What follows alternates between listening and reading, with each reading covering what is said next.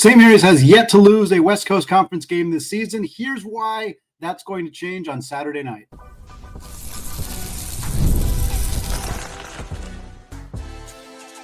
You are Locked On Zags, your daily podcast on the Gonzaga Bulldogs. Part of the Locked On Podcast Network, your team every day.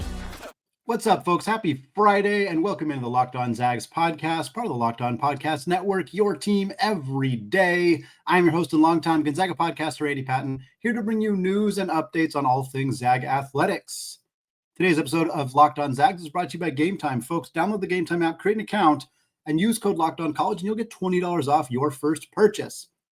Well, both Gonzaga and St. Mary's took care of their midweek games. They were not trap games against Oregon State and Santa Clara, respectively. We'll talk about how the Gaels looked in that game against the Broncos and get you all ready for this big-time showdown Saturday night between Gonzaga and St. Mary's, the first of two February matchups between these two teams. We'll also talk some keys to a Gonzaga victory down in Moraga. Plus, Domantas Sabonis snubbed again from the All-Star game. We'll talk about how ridiculous that is, as well as a return home for Courtney Vandersloot. All that coming up to close out the show. But first, as soon as the calendar hits February 1st, Gonzaga on the road in Moraga, taking on the Gaels of St. Mary's. This game will be at 8 p.m. on ESPN. By the way, folks, two games on ESPN's flagship channels this week for Gonzaga. They're on ESPN2 in that 8 p.m. slot against Oregon State. On Tuesday, now again at 8 o'clock Pacific time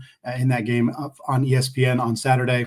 We talked about it a little bit in that Wednesday episode about how ESPN's love with Gonzaga and loving having their content in that late night slot, which we're sure it does big numbers for them. We kind of talked a little bit about how that's a big benefit in terms of the upcoming media rights negotiations, or I should say ongoing media rights negotiations between the Pac-12 and the ESPN and various media partners, but something to just kind of keep in the back of your head as we get ready for this game. Again, first matchup between these two teams this season. The next game will be the 22nd of February in Spokane. So this first time I will be down in Moraga.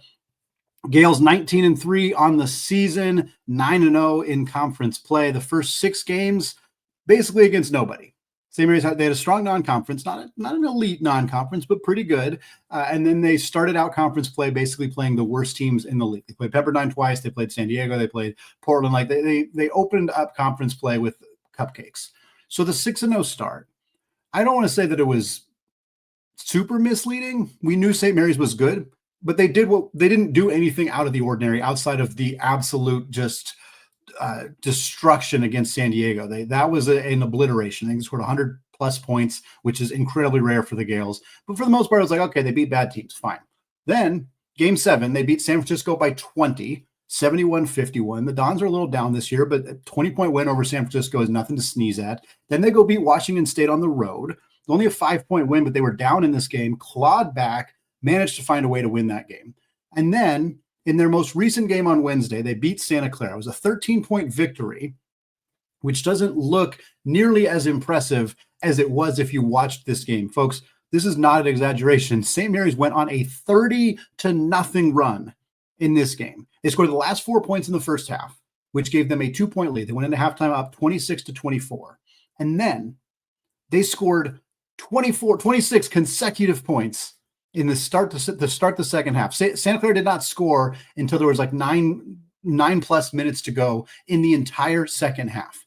St. Mary's throttled the Broncos, held them scoreless for what ended up being like 14 minutes of game action and like 40 minutes of real time where the Broncos did not score a single point. It was an incredible performance. What perhaps arguably more impressive is that the Broncos then scored 30 points in the final 9 minutes of the half after not scoring at all. Again, they had 24 points in the first half of this game, did not score at all in the first 11 minutes of the second half, and then scored 30 in the last 9 minutes of the game.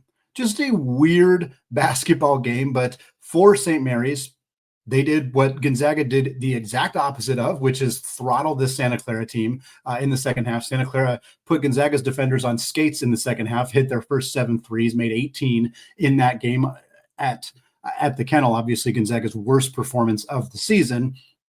I'm not going to read too much into St. Mary's played great against Santa Clara, Gonzaga played bad against Santa Clara. That must mean, like, well, that's it. I don't think that is necessarily worth looking too far into. Gonzaga played bad against Oregon State and then also beat them by 38 points. It's just sometimes things happen a little bit differently. But obviously, St. Mary's is a team that needs to be taken incredibly seriously. They had this incredible run. They're now 9-0 in conference play. Their only losses this season, they lost to Arizona State on a neutral site, a team that Gonzaga obviously beat, but a team that Gonzaga struggled with early in the year. They beat Boise State, they lost to Boise State in what is considered a neutral game, sort of. The game was in Idaho, so not that neutral for St. Mary's fans, certainly. And then they lost to Utah State. That was a home loss for the Gaels, but that Utah State team is very good. For St. Mary's, the reason that they haven't gotten as much love in the AP poll, the reason they haven't gotten a ton of attention nationally, even with this start, is they don't have a lot of great wins. We mentioned San Francisco and now Santa Clara and Wazoo. Those are fine. Those are fine wins. But from a non-conference perspective, Nebraska's okay. USC's okay. Neither of them are world beaters in the Big Ten. They're both okay power conference teams. They beat Utah. It's a decent win, but Utah's one of the worst teams in the Big 12. That's more about the depth of the Big 12 than anything, but it's still not an incredibly impressive win. I think Nebraska's the one I'm most impressed with out of that group. Akron's their only other win over a top 100 KenPom team in the non-conference, and Akron is exactly 100th. Having said that, KenPom does like St. Mary's, 23rd in the country, according to his metrics. Their adjusted offensive efficiency is 31st, while their adjusted defensive efficiency, 25th. So not at the level we've seen. We've seen St. Mary's in the top 10, top 15 before. So not actually quite as elite defensively over the course of the season, although they've really been coming together lately on that end of the floor, and their offense has been good throughout. Tempo-wise, this won't surprise anybody, 356th. One of the slowest tempos in college basketball. In fact, their average possession length, we'll talk about that a little bit more, 358th. One of the 5 longest average possession lengths in all of college basketball this season. That is what they like to do under Coach Randy Bennett, and they are doing it at a high level this year. They also, one of the other hallmarks of this program, excellent defense, check, top 25 in the country. Really slow tempo, long possessions, check, top 5 in the country in those metrics, and take good care of the basketball. Those are, I think, 3 of the 4 main kind of hallmarks of Randy Bennett's programs. This team's averaging 10 turnovers per game. That's 342nd in the country. Obviously, playing at a slower pace is going to lower all those numbers. They also don't take very many threes. They don't take very many twos. Their overall number of shot attempts per game is way lower than a lot of other teams because of the pace that they play at. So there is a slight caveat with the turnover numbers. But averaging just 10 turnovers per game is still really, really good. And to kind of mitigate the difference with the possession length is turnover rate, turnover percentage, which KenPom calculates that. Their turnover rate on the season is 15.2%. That's the 44th best in the country. So they're a top 50 team in the country at avoiding turnovers. They're a top 25 team in terms of total number of turnovers per game. The fourth kind of thing that is typically associated with the best Randy Bennett teams is offensive efficiency. If you play at a slow pace, if you play great defense, if you don't turn the basketball over, and you hit your shots at an efficient level, you win a lot of basketball games. This team is okay in that area. It is not their biggest strength. They're shooting 52% on the year from the 2-pointers. That's 175th. Pretty much average, slightly above average. 34% on 3-pointers, that's 178th, also right around average. Only 70.1% from the free throw line, that's 243rd. Folks, this is going to be a close game. It's going to be a close game. When you get into a close game and one team shoots 82% from the free throw line and one team shoots 70% from the free throw line, that is a potentially seismic difference between those two teams, and definitely something to keep an eye on. So names to know for the St. Mary's team, they're all names we pretty much know already. 3 fifth-year seniors who feel like they've been in this program for decades at this point. Reigning WCC Player of the Year, Augustas Marciulionis, currently averaging 13.6 points, just under 6 assists, 2.5 boards, a little over 1 steal, shooting about 36% from 3. Mitchell Saxen, the big man from Seattle, down on the block, averaging 10.5 points, 7.8 boards, 1.4 blocks per game. Saxen in particular is the player you want to foul. If he's in the game late, he shoots just under 54% from the free throw line. And then Luke Barrett, Also averaging 10.5 points per game, 6.8 rebounds, 1.2 assists. He's shooting about 59% on two-pointers. Not a great three-point shooter at about 31%. The new star for the Gaels, Paulus Morauskas, transfer from Arizona. He's been fantastic. He's kind of the replacement for Joshua Jefferson. Jefferson, who, of course, transferred to Iowa State and is like one of the best players on one of the best teams in the entire country. That was a big loss for Randy Bennett and the Gaels, but Morauskas was a very capable replacement for him in the front court, averaging 13 points, 9 rebounds, 2 assists, 52.5% on two-pointers, 32% from three. My good friend and friend of the podcast, Zach Farmer, who hosts the unofficial WCC Hoops podcast, said that he thought Morauskas in Lithuanian might mean double or double-double because he's always racking up double-doubles. They also have a couple of young guards, Jordan Ross, kind of their Aiden Mahaney replacement. He started all 22 games for the Gaels this year, averaging 9 points, 3 boards, 3 assists, 35% from three. And then freshman Mikey Lewis, 8.5 points, 38% from three on about 4 attempts per game. Also, shout out Ashton Hardaway. Penny Hardaway's son was at Memphis last year, transfers to St. Mary's. How on earth Penny Hardaway's kid decided to end up in Moraga with the Gaels? I'm not sure. Playing a small role, about 11 minutes per game, averaging just 3 points, but he is shooting about 35% from three, a player who will get into this game and will potentially make an impact if he's got some looks from beyond the arc. Well, folks, we know pace is going to be a key factor on Saturday. What else does Gonzaga need to do to leave Moraga with a critical victory on the road? We're going to talk about that coming up in just a second. But first, folks, Gametime makes it even easier to create unforgettable moments with their new feature called Gametime Picks. It filters out the fluff and shows you only the best deals on great seats so that you can focus on what matters most, being there. I used Gametime Picks a few weeks ago to grab tickets for Purdue at Oregon. Could not have been easier. Christmas present for my dad. I found a super deal, incredible value. They were amazing seats. I could preview the seat and the view that we were going to have from the app. And their all-in pricing means no surprise fees at checkout. Plus, knowing that the tickets were backed by Gametime's guarantee, complete peace of mind. Could get those tickets as a surprise, knowing if we can't go, we can't go. We'll make it work. So, folks, take the guesswork out of buying tickets with Gametime. Download the Gametime app now, create an account, and use code LOCKEDONCollege, and you'll get $20 off your first purchase. Again, create an account, redeem code LOCKEDONCollege for $20 off. Terms apply.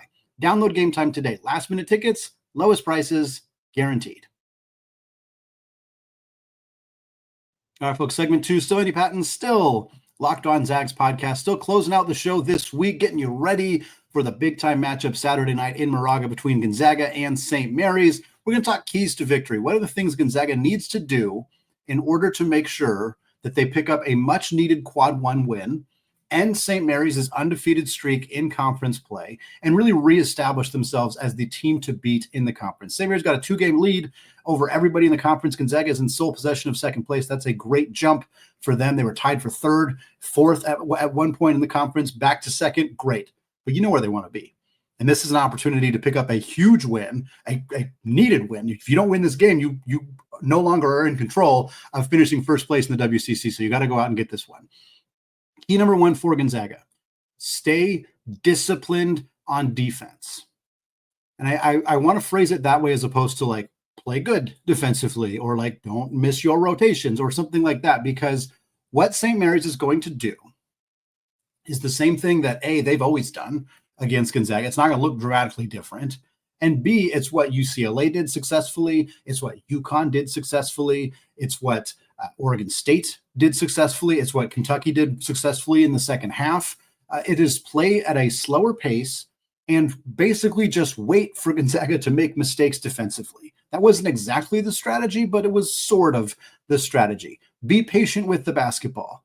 Run your sets, run your actions, your screens, your motions, whatever different offense these various teams run. But if it's not there, keep looking, keep hunting. The amount of times this year that Gonzaga has played good defense for 27 seconds and then given up either an easy shot at the rim or just been a step late on a rotation, and then somebody gets an open look from three. It is unbelievably frustrating and debilitating and just like takes the air right out of the entire team when it happens.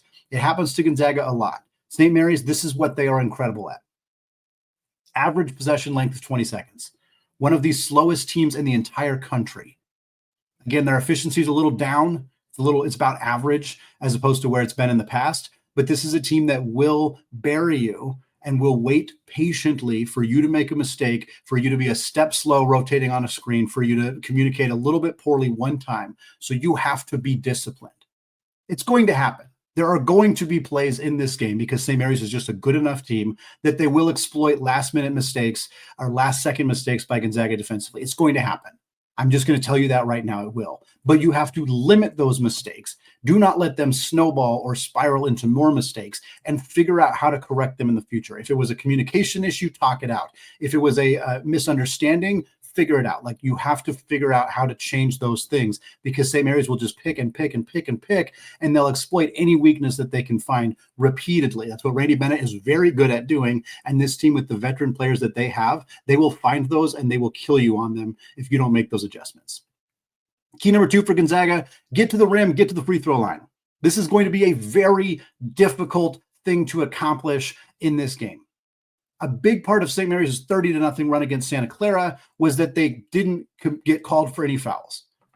I corrected what I was going to say, because I was going to say they didn't commit any fouls. I changed it to they didn't get called for any fouls.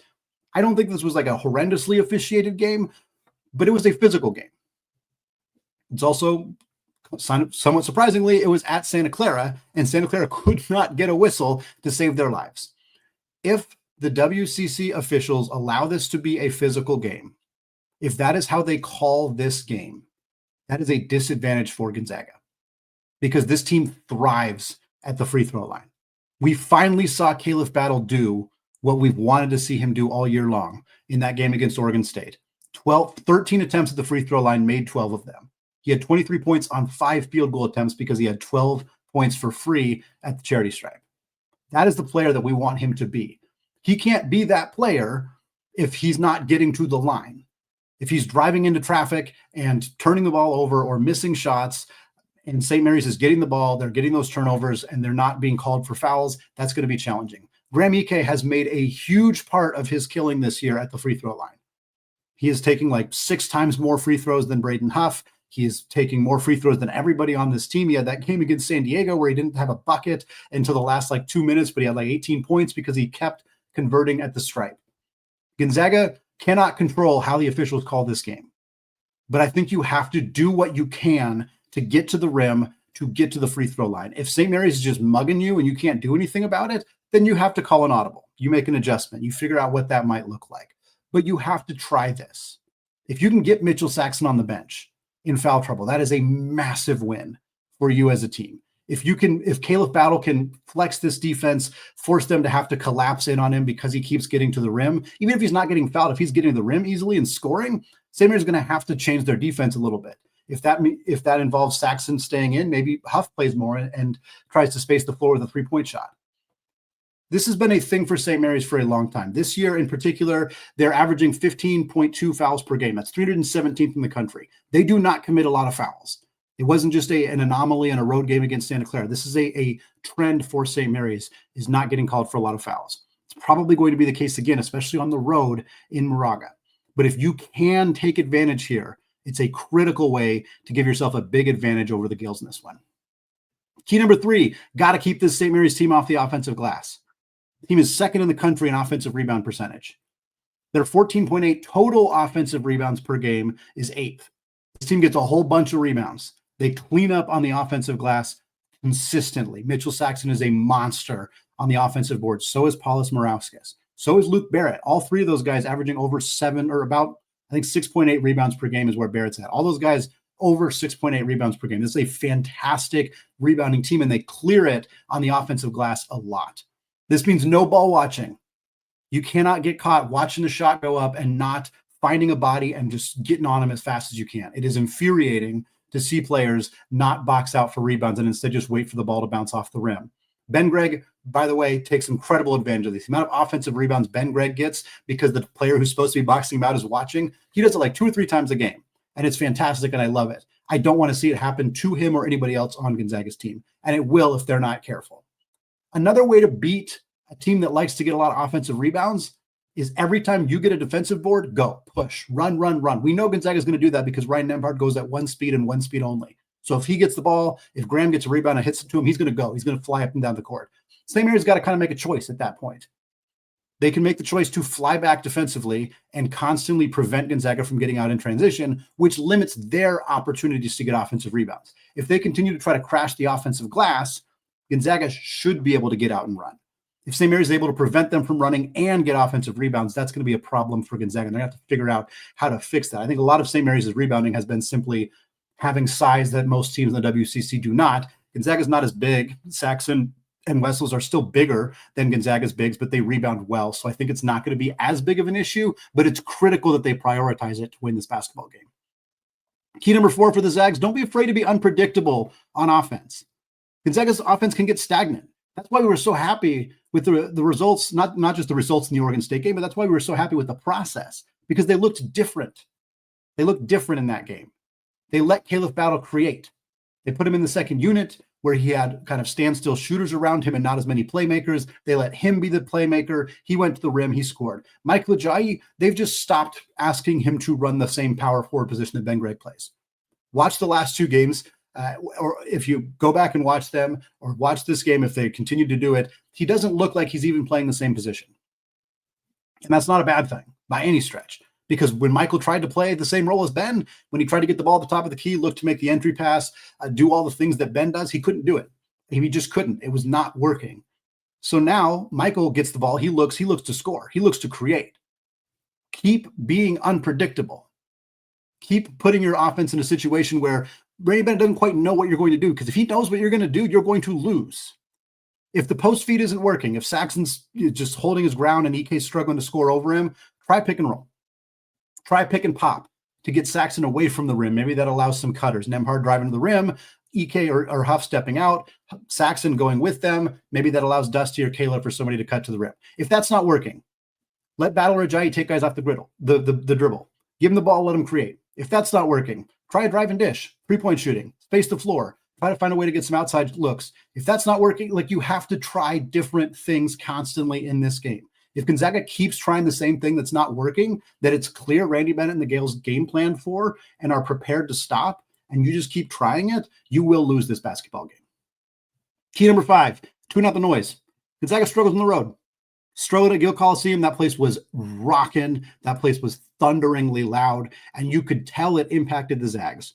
Dusty Stromer and Braden Huff had bad games. Dusty Stromer and Braden Huff have played pretty poorly in true road games, especially against marquee opponents, for the duration of their careers. Obviously, only 1.5 years. There's time for that to grow and expand, but right now it's a problem. It's a problem for both of them that we haven't seen dramatically improve for either of them.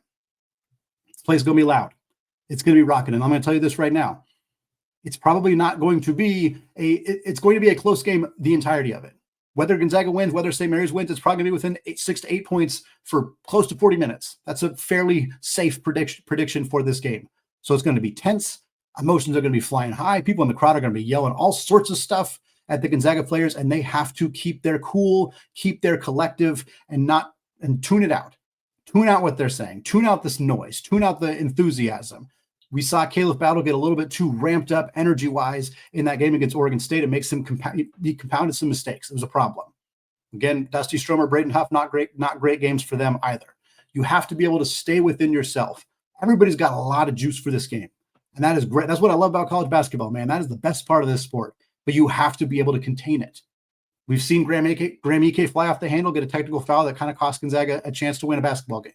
We know that can happen. We've seen it with Caleb Battle. We've seen it with others on this team. They have to be ready to go win a basketball game in a hostile environment. And in order to do that, you have to not let it get to you mentally. Well, we're going to close out the show. Moving on, talking about some pro Zag stuff. Domantas Sabonis snubbed again, meaning no Zags are going to be present at NBA All-Star Weekend. We're going to talk about that and Courtney Vandersloot's new home, same as her old home. All that coming up in just a second.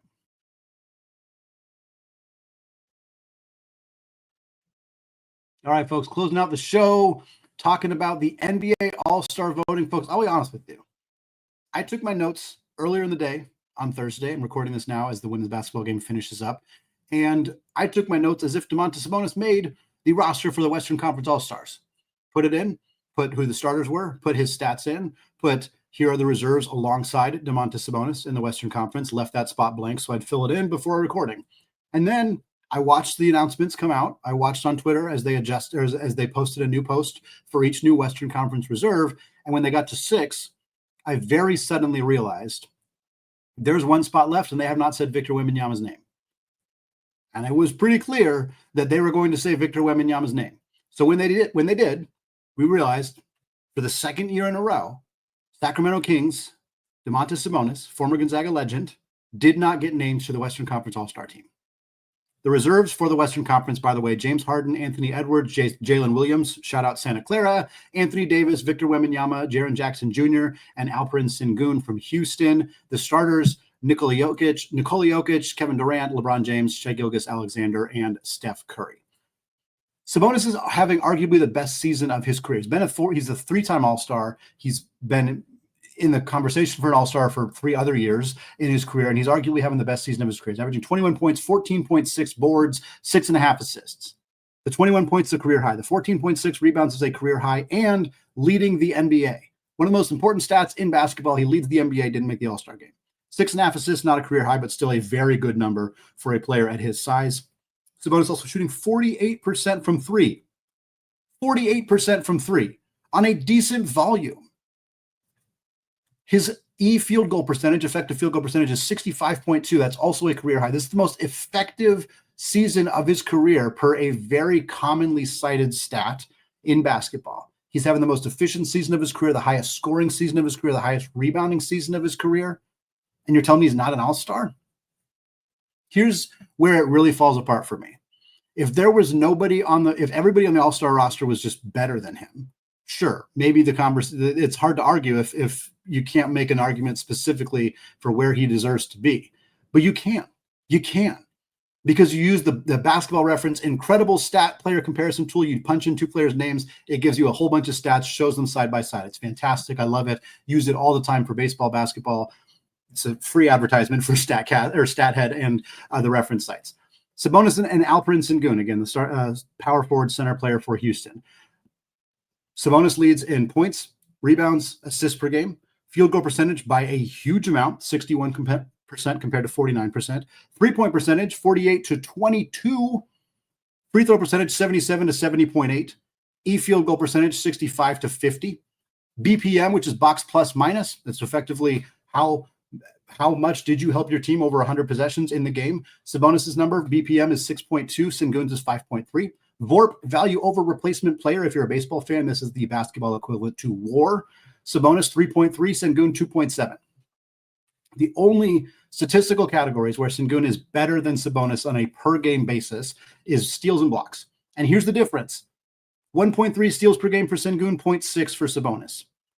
0.8 blocks per game for Sengun, 0.4 for Sabonis. That's it. If you think a half a block and a little more than a half a steal per game is the difference in a player who is more than twice as effective as a 3-point shooter, who is averaging more points and more rebounds, not many more points, but about 4 more rebounds, 1.5 more assists per game, better 2-point scorer, better 3-point scorer, better free throw shooter. And look, they've played each other twice. We've gone head-to-head. Kings are 2-0. Kings are 2-0 against Houston. There's just no argument here. And I like Sengun. I've watched him play. I've watched Houston. I like him. I like his style. I like what he brings to that team. It's nothing against him. But there's just no argument here. There's just not. And Sengun's a better defender. And he's a better defender in ways that don't show up in these specific stats. I'll acknowledge that. These are not cherry-pick stats. These are the stats that reference spits out for us. But it's not a big enough difference. It's not a big enough difference. Somebody also made the argument that he should have been there over Jaren Jackson Jr. That's a little closer. Jaren Jackson's scoring more points per game. The effectiveness is a lot closer between the two of them, and Jaren Jackson Jr. is an elite defensive player, whereas Sabonis is not. So I'm okay with that one. But Sabonis should have been here over Sengun. He becomes, if the numbers are right here, and this is from Hoops Hype, they posted this on Twitter, no player has ever finished the season averaging 20 points, 12 rebounds, and 5 assists and missed the All-Star game. Sabonis is there right now. Doesn't mean he'll be there at the end of the year, but he's there right now. He'd become the first player ever to average that in a season and not make the All-Star game. 2 players have averaged 19 points, 12 rebounds, and 5 assists in a season and not made the All-Star game. And when I say 2 players, I mean it's happened twice. Both times it was Domantas Sabonis. This man has done so much statistically. Just watching eye test-wise, you can tell He belongs in the All-Star game. He belongs in the conversation of one of the 20 best players in the league. It is a travesty that he has been shunned from the All-Star game a second year in a row, despite putting up numbers that very clearly indicate that he belongs to be in this conversation. This means no Zags at the All-Star weekend. Usually Gonzaga has somebody in the Rising Stars Challenge. Just didn't happen this year. Julian Strother was eligible to be on the sophomores team. Numbers are pretty good this year. We're happy with what we're seeing with Julian. Reasonably, there's not a strong argument for him over the players who made that roster. Can't really make an argument there. Would have been fun, but wouldn't have really, not a surprise that he's not there. Anton Watson has yet to make his NBA debut as a rookie, so obviously he was not going to be there. There is a team of G Leaguers. Would have been super fun if Drew Timme made that roster. I think that would have been awesome. Was kind of hoping to see it, but again, lots of different options for them to pick from there. Not entirely surprised that Drew was not among them, but again, would have been nice to see at least somebody from the Zags in the All-Star game. It should have been Sabonis. Again, players like Suggs, not as much of a case there for him. Maybe someday, but probably not quite, especially with the injuries he had earlier in the year. Chet obviously has only played 10 games this year. He will be an all-star someday, potentially in the very near future. He's just not there yet. Last thing I want to talk about here before we get out for the show for the weekend, Courtney Vandersloot expected to sign with the Chicago Sky. Courtney spent the last 2 years with the New York Liberty after spending the first 12 years of her career with the Chicago Sky. She led them to a championship in 2021. She was their all-time leader in assists, the all-time WNBA leader in playoff assists, second in the entire WNBA in career assists behind Sue Bird. She went to the Liberty for the last 2 years, won a championship this past year, but had been benched in the playoffs as averaging just like 14 minutes per game. She said in the offseason that she was looking for a team, basically looking for more playing time, looking for an opportunity to play more minutes, to get back on the floor. She was on a loaded New York team with Sabrina Ionescu and other fantastic guards. Now she gets to return home. She gets to return to this Chicago club that drafted her third overall way back in 2011. She gets a kind of lead a young team. It's a really good fit in a lot of ways. Chicago, Angel Reese was their best player last year, second in Rookie of the Year voting behind Caitlin Clark, averaged 13 points and 13 rebounds per game. Camila Cardoso was their other rookie from South Carolina, 6'7" big. Courtney will be kind of the straw that stirs the drink for this team. She's a very good passer. She'll get those two players in positions to score, help them kind of learn the ways of being a WNBA player. They're both entering their second season. So it's a great fit for Courtney. It's a great fit for the Sky. I'm really excited for her. 385 assists. That's the number. If she can get 385 assists more in her career, that is the number she would need to hit to pass Sue Bird for the all-time leader in WNBA assists. She's not going to get it in 1 year. She had 314 in 2023 last year, where she had dealt with some family issues and her playing time dropped. She had 149. It's possible she gets there in 2 full seasons. Possible. More likely that she gets there if she plays 3 more seasons. Courtney is about a week away from turning 36 years old. Will she play 3 more seasons? Sue Bird played till she was 40. Diana Taurasi hasn't yet retired, and she's over 40. So maybe. I'm not as confident that Courtney's going to get there as I was last year, but it's definitely something we're going to continue to track here on Locked On Zags when the WNBA season gets going later in the spring and the summer. It's going to wrap it up for me today, though, here on the Locked On Zags podcast. Thank you so much for making the show your first listen or your first watch of the day. We got a fantastic game coming your way on Saturday night. I am so excited for Zags Gaels. We'll be watching that game. We'll have a recap for you sometime on Sunday or Monday morning, depending on whether you're listening on audio or video. Going to be so much fun. Thanks again, folks. Have a fantastic weekend. And now more than ever, go Zags.